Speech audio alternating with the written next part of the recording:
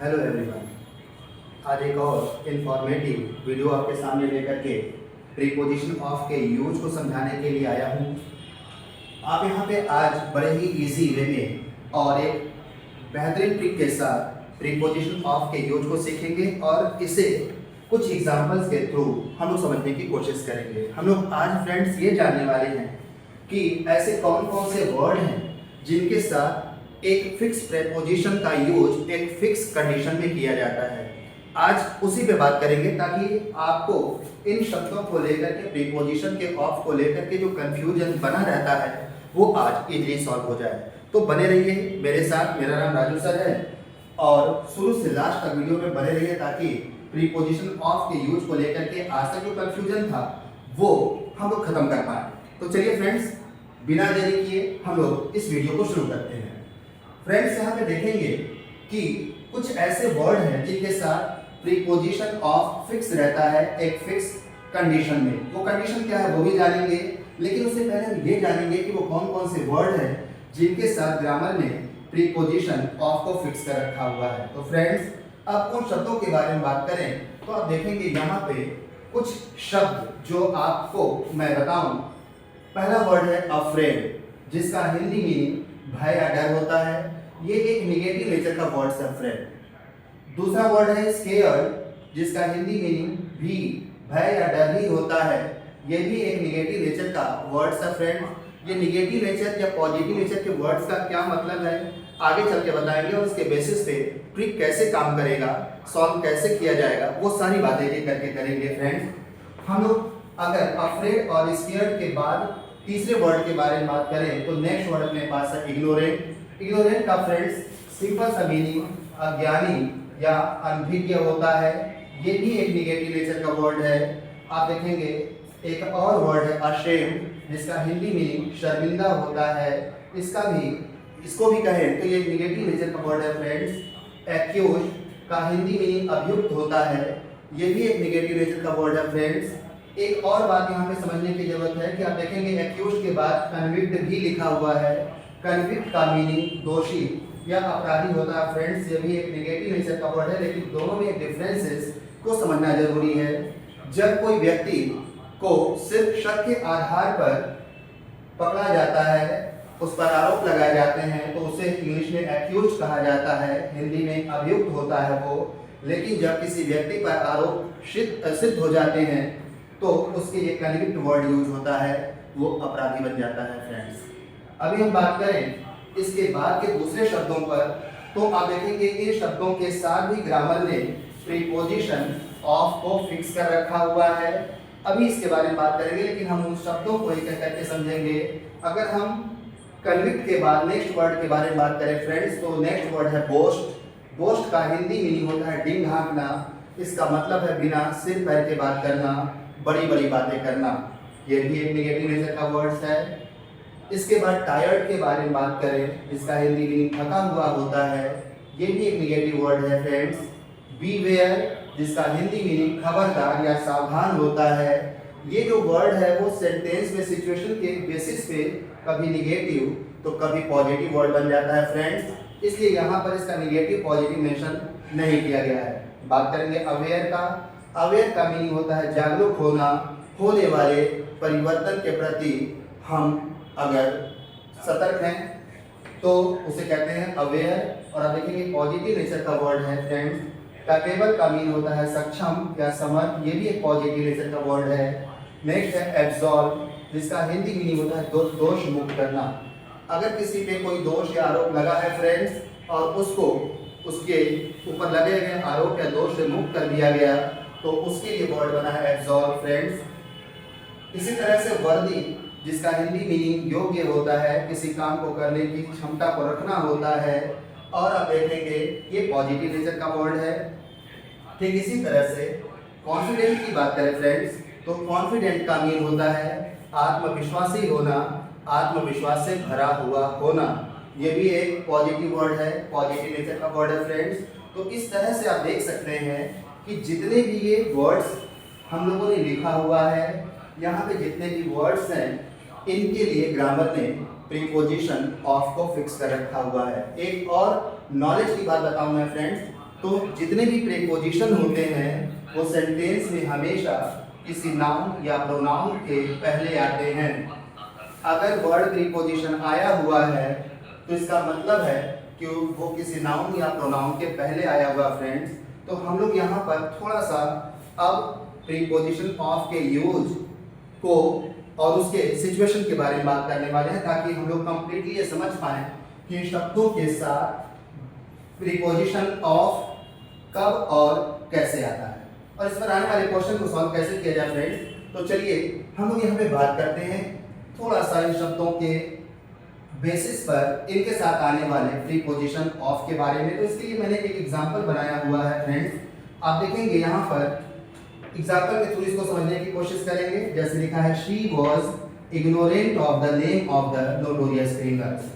Friends अगर यहाँ देखेंगे she was ignorant of the name of the notorious criminals लिखा हुआ है, तो हम इसके पहले मीनिंग को समझेंगे कि ये सेंटेंस कहना क्या चाह रहा है। तो ये सेंटेंस ये कह रहा है शी वॉज इग्नोरेंट। इसका मीन हुआ कि वह अनभिज्ञ थी, वो नादान थी, उसे पता नहीं था of the name of the notorious criminal. इसका मतलब है कि नोटोरियस का मीन होता है कुख्यात। इट मींस वह व्यक्ति जो अपने गलत बुरे कार्यों के लिए जाना जाता है, और क्रिमिनल का मीन होता है अपराधी। तो वह नादान थी, नोटोरियस क्रिमिनल इट मींस कुख्यात अपराधियों के नाम से। तो फ्रेंड आप देख रहे हैं इग्नोरेंट का मतलब होता है अनभिज्ञ होना। तो ये जिन चीजों से अनभिज्ञ थी वो नाउन के रूप में आगे आया हुआ है। तो कभी भी अगर इन शब्दों के लिए आगे कोई नाउन या प्रोनाउन आया हुआ है फ्रेंड्स, तो वो नाउन या प्रोनाउन जैसा कि आप यहाँ देख सकते हैं कि इन शब्दों के लिए अगर सेंटेंस में कोई नाउन या प्रोनाउन आया है तो फिक्स है कि वो नाउन या प्रोनाउन हमेशा प्रीपोजिशन ऑफ के साथ ही आएगा। जैसा कि एग्जांपल के थ्रू मैंने यहाँ बताया आपको कि यहाँ पर इग्नोरेंट आया है, जिसका मतलब होता है अनभिज्ञ होना, यानी जानकारी का ना होना, और इसके लिए यहाँ पे नाउन आया है the name of the notorious criminals. She यहाँ पर कुख्यात अपराधियों के नाम से अनभिज्ञ है, यानी अनजान है, इसलिए इसके लिए जो आने वाला ये नाउन है हमेशा प्रीपोजिशन ऑफ के साथ ही आएगा फ्रेंड्स। किसी दूसरे प्रीपोजिशन के साथ ये जो नाउन है वो नहीं आ सकता, या कह लीजिए कि ये नाउन के साथ कोई दूसरा प्रीपोजिशन नहीं आ सकता, यहाँ सिर्फ ऑफ ही आएगा फ्रेंड्स। तो चलिए हम आगे एक और एग्जांपल के थ्रू प्रीपोजिशन ऑफ को समझते हैं। आप देखेंगे यहाँ पे नेक्स्ट सेंटेंस है माय ब्रदर इज कैपेबल। आप देखेंगे फ्रेंड्स यहाँ पर कैपेबल वर्ड आ गया। जैसा कि हम लोग यहाँ इस वर्ड के सीरीज में देखेंगे कैपेबल के लिए भी प्रीपोजिशन ऑफ ही फिक्स है। तो जब आप सेंटेंस पढ़ेंगे तो आपको यहाँ सेंटेंस मिल रहा है my brother is capable of getting success in IAS examination. Simple सा मतलब हुआ फ्रेंड्स कि मेरा भाई आईएएस एग्जाम में सफल होने में सक्षम है, समर्थ है। मतलब आप इस सेंटेंस के से समझ पाएंगे कि कैपेबल के लिए आगे एक नाउन का वर्ड यूज किया गया है गेटिंग।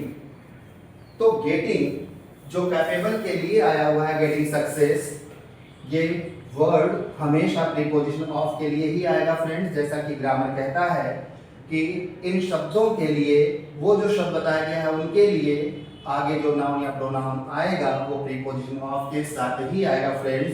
तो यहाँ देख सकते हैं कैपेबल के लिए आगे जो वर्ड आया है गेटिंग सक्सेस, हमेशा सेंटेंस में प्रीपोजिशन ऑफ के साथ ही आना चाहिए, जो कि यहाँ पर ऑफ के साथ वो वर्ड आया हुआ है।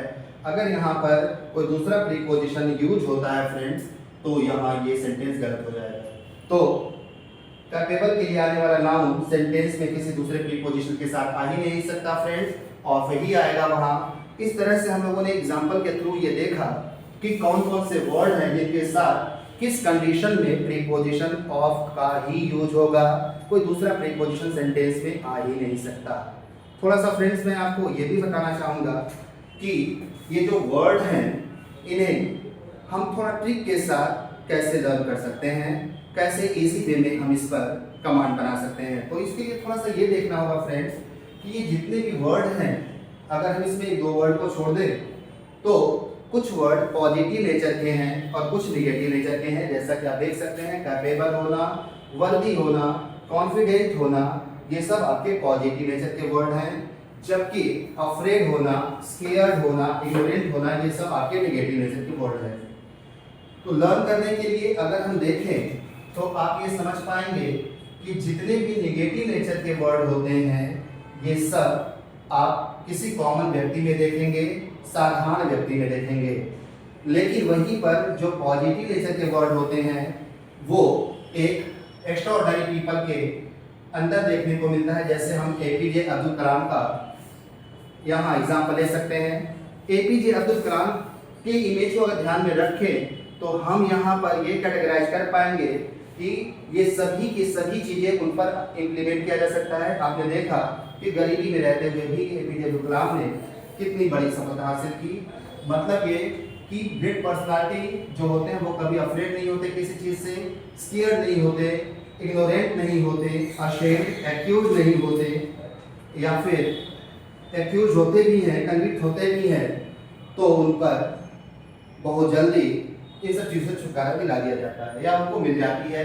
हाँ, ये जरूर है कि वो बड़ी बड़ी बातें नहीं करते, बोस्ट नहीं करते, टायर्ड नहीं होते, बीवेयर रहते हैं, के साथ ही साथ अवेयर होंगे, हर चीज़ को करने के लिए कोशिश करने की वजह से कैपेबल होते हैं, वर्दी होते हैं और हमेशा एक नया परिवर्तन करने के लिए कॉन्फिडेंट होते हैं। तो इस तरह से ग्रेट पर्सनालिटी को ध्यान में रख करके फ्रेंड्स हम उन पर इन शब्दों को अप्लाई करके उनमें क्या क्या नेगेटिव क्वालिटी नहीं होते हैं और क्या क्या पॉजिटिव बातें होती हैं वो सब ये शब्द एक्सप्रेस कर रहे हैं। पर हम थोड़ा सा सोच करके वर्ड को हम बिल्कुल प्रिपेयर कर सकते हैं फ्रेंड्स। तो इस तरह से उम्मीद है कि आप इस वीडियो के थ्रू ये जो नॉलेजेबल बातें मैंने आपसे की, इट मीन्स प्रीपोजिशन ऑफ के यूज के बारे में बातें की, वो आप समझ पाए होंगे और इजीली आप इसको लर्न कर पाए होंगे। आगे ऐसे ही इंफॉर्मेटिव वीडियोस आपके लिए और लेकर के आता रहूँगा ताकि इस तरह के कंफ्यूजन्स जो हम लोगों को डिस्टर्ब करती हैं क्वेश्चन को सॉल्व करने में, इजीली उसे सॉल्व किया जा सके, बनाया उस पर आने वाले क्वेश्चन को समझा जा सके। इसी के साथ आपसे विदा लेना चाहूँगा। थैंक यू, ख्याल रखिएगा अपना, टेक केयर।